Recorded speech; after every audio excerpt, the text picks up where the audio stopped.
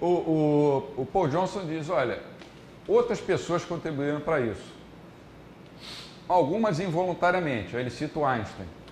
O Einstein estava preocupado com física, estava nem pensando nesses problemas. Ele queria substituir a física newtoniana por uma nova física, né? E chamou de... Como é que é o nome do livro dele? Relativismo. As pessoas não entenderam o que o Einstein queria dizer. Claro, ele estava muito acima da média, não entenderam nada do que ele quis dizer. Tudo é relativo. E o Paul Johnson cita também mais alguns outros. Um deles é o Freud. Ele diz, com o Freud, antes do Freud, o sujeito, por exemplo, que além da mulher dele tinha 5 amantes, o cara até podia ter, mas ele sabia que, no fundo, o que ele estava fazendo era errado. Com o Freud, a culpa não passou a ser mais do cara, que tinha 5 amantes, passou a ser da mãe dele. Ele, quando era menino, teve carinho demais, então agora uma mulher só não é suficiente para dar o carinho que o cara precisa. Eu estou seguindo a linha do Paul Johnson, tá? E um outro cara que ele aponta é o nosso grande amigo John Maynard Keynes. Isso, inclusive. Marx, não? Não, Marx ele não chega a falar no Marx, mas você pode encaixar ele aí. Ele também não fala, mas é claro que todos esses podem ser encaixados aí. O professor, inclusive, você está no Einstein agora, né? Quem de fato conhece a teoria da relatividade sabe que ela não apresenta, ela não vem com esse conceito de tudo é relativo. É muito pelo contrário até. Ela tem um quê de muita precisão. Precisão, dentro, é o contrário. Dados muito precisos e essa questão de relativo tem muito mais a ver com referencial do que a própria questão de dados em si. As pessoas na época não entenderam. Elas invertem. Não entenderam o que ele. Não entendem o que. E às vezes propositalmente levaram para esse lado. Mas por conta também dessa influência das ciências naturais, das ciências sociais, acaba que tudo é relativo. Opa, tudo é relativo, então das virtudes também. Até isso dá para refutar também, né? Porque parece que o acelerador de partículas na França, sei lá onde. Já estão começando a refutar. Há pouco tempo saiu essa notícia. Com relação ao nosso querido amigo Keynes, o Paul Johnson coloca que o Keynes fez uma revolução moral propositalmente. Propositalmente. E é verdade.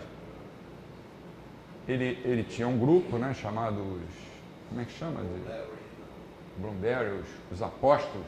Eram 12 no início, então já para debochar, ele colocou os 12 apóstolos de Bloomberry e o sujeito para participar do grupo foi em 1902 que foi fundado.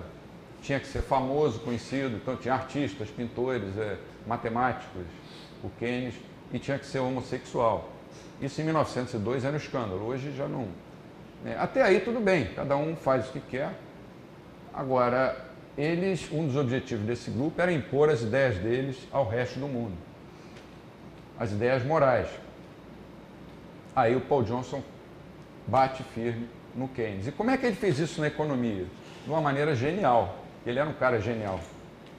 Por mais que a gente discorde da teoria dele. Ele pegou o conceito de poupança e de investimento, os dois conceitos, e inverteu. Ele passou a dizer, poupar não é mais uma virtude, porque gera o paradoxo da poupança e vai gerar desemprego. E gastar é bom, porque pelo efeito multiplicador, quanto mais se gastar, melhor. Talvez até ele compreendesse esse elemento de incerteza, até porque ele podia chegar e falar assim, pô, se o futuro é incerto, eu não vou deixar, eu vou poupar para gastar no futuro, se eu posso gastar aqui e agora. Não, mas ele... Vamos que nós morreremos. Não, mas ele fez isso propositalmente. Era um dos objetivos do grupo dele. E fez com brilhantismo, a gente tem que acrescentar. Porque até hoje as ideias dele são aceitas, por mais absurdas que sejam. Você vê, o Banco Central Europeu ontem baixou a taxa de juros novamente. 1%, né? 1%. Quer dizer, professor, que Keynes não era bem intencionado. Não, segundo o Paul Johnson, o retrato que o Paul Johnson pinta do Keynes é um retrato muito pouco recomendável para menores de 65 anos. 65 anos. E tudo está documentado lá no final do livro dele. Ele deve ter uma equipe enorme de gente trabalhando para ele. Tudo que ele diz lá no final tem uma notinha no livro. Tem mais de 100 páginas de notas. Por exemplo, ele quando fala no capítulo de Marx, esse livro Tempos Modernos e a História do Século XX, né? Quando ele fala do Marx, ele dizia que o Marx escreveu o Capital, que é um livro raivoso, porque ele sofria de furunculose e ele não podia se sentar. Então ele tinha que ficar em pé, ficava com raiva. Aí você diz, pô, esse cara está brincando, esse livro não é sério. Aí você vai lá no final do livro, tem a receita do médico do Marx para os furúnculos que ele tinha no devido local, né? E assim ele também faz com Keynes. Tem uma frase que ele pega de uma carta que o Keynes escreveu para um dos seus namorados, Lord Strachey, que era um estatístico, em que no final da carta ele termina a carta dizendo assim: nós, os homossexuais, quer dizer, eles lá, né, dominaremos o mundo. Aí você diz, pô, isso está lá no final do livro. Ele mostra a carta. Que o sujeito seja homo, hétero, não interessa. A gente tem que respeitar. Agora, seria a mesma bobagem que eu dizer assim: nós, os torcedores do clube tal, vamos dominar o mundo. Nós, os torcedores do Madureira, vamos dominar o mundo. Ou nós, os torcedores do Botafogo, vamos dominar o mundo. Então, o Paul Johnson é muito crítico e é importante a gente entender as consequências disso. Como não existe mais, entre aspas, pecado, isso é coisa do passado, passa a imperar o mundo do vale tudo. Uma das consequências foi a politização. Se você tirou um absoluto, que no caso seria o conceito de Deus, e colocou no seu lugar, tinha que colocar no seu lugar alguma coisa. Essa alguma coisa foi a vontade de poder, né, do Nietzsche.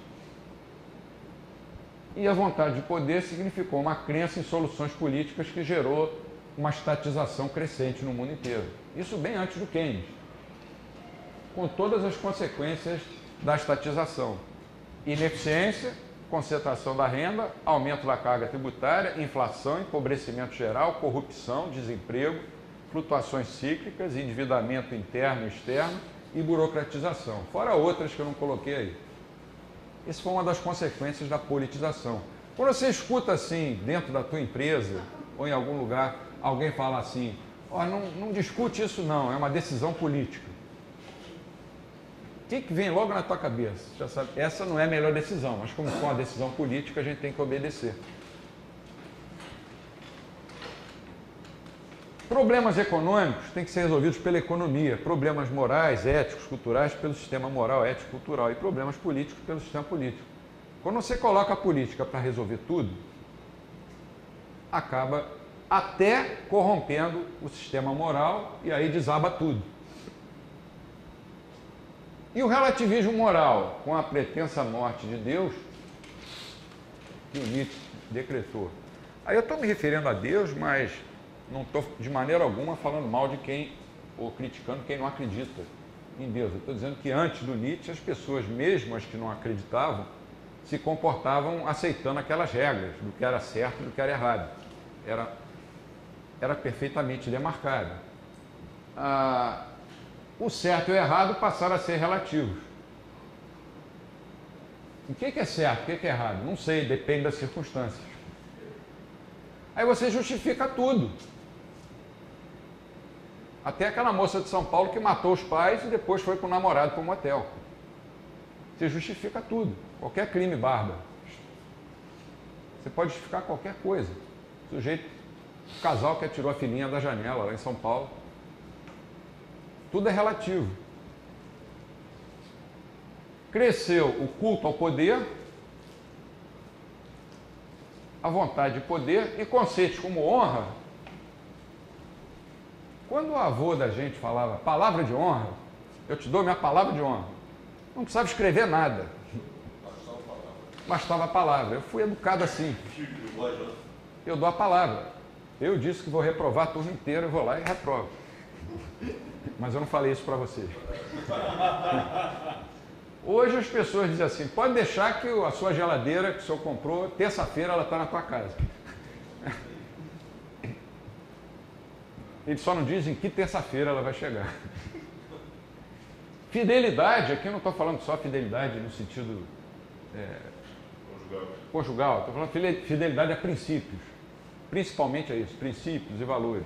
Quantas pessoas nós temos aí no poder, aqui no Rio de Janeiro, no Brasil inteiro, no mundo inteiro, que trocaram de partido 3 ou 4 vezes, trocaram de ideias. Quem toma conta da cidade do Rio de Janeiro, por exemplo, na época do Mensalão, era um dos críticos mais ferozes do Mensalão. Depois passou completamente por outro lado. São questões que você tem que ver. Em Brasília está cheio disso, em Washington também, em Roma. O Olavo de Carvalho fala que os esquerdistas trocam mais de ideias do que trocam de cueca. É verdade. Ética é uma palavra tão usada ultimamente, mas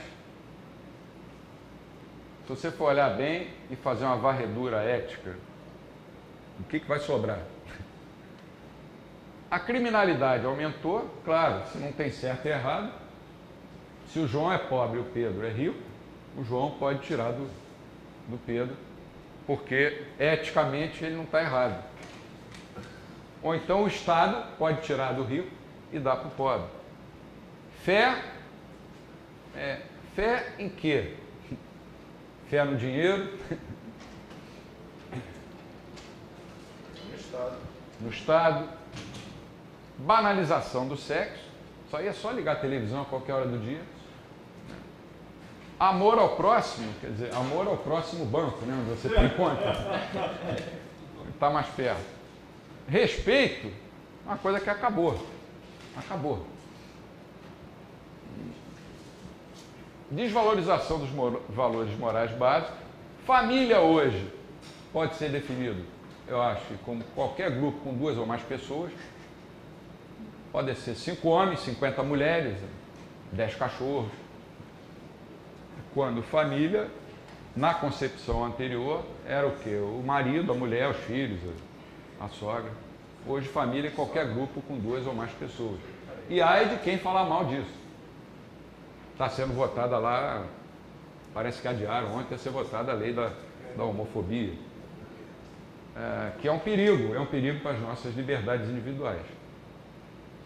As drogas cresceram, a corrupção também, e a culpa é sempre da sociedade capitalista, dentro do que a gente falou ontem, Gramsci, né, incutiu essas coisas na cabeça de todo mundo, e você ligar a televisão o tempo inteiro, olhar isso aí, você vai ver que está sempre acontecendo.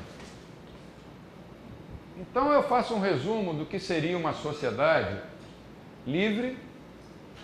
Quando eu falo sociedade livre, tá? Parece que eu estou sendo holístico, mas não é isso. Eu estou falando sociedade aí como um conjunto de pessoas livres, como Hayek. É que a gente chama de sociedade. O que seria uma sociedade de pessoas livres e virtuosas? Quais os princípios, valores e instituições que regeriam ou que devem reger uma sociedade desse tipo? Então você tem 4 princípios, 3 valores e 3 instituições. É isso que eu discuto no último capítulo. Os princípios são da dignidade da pessoa humana, do bem comum, da solidariedade e da subsidiariedade. Todos eles em conformidade com a Escola Austríaca de Economia. Os valores, verdade, liberdade e justiça. Também em conformidade com a Escola Austríaca de Economia. E as instituições, o Estado de Direito, a economia de mercado, aí eu estou sendo bem austríaco, e uma democracia realmente representativa.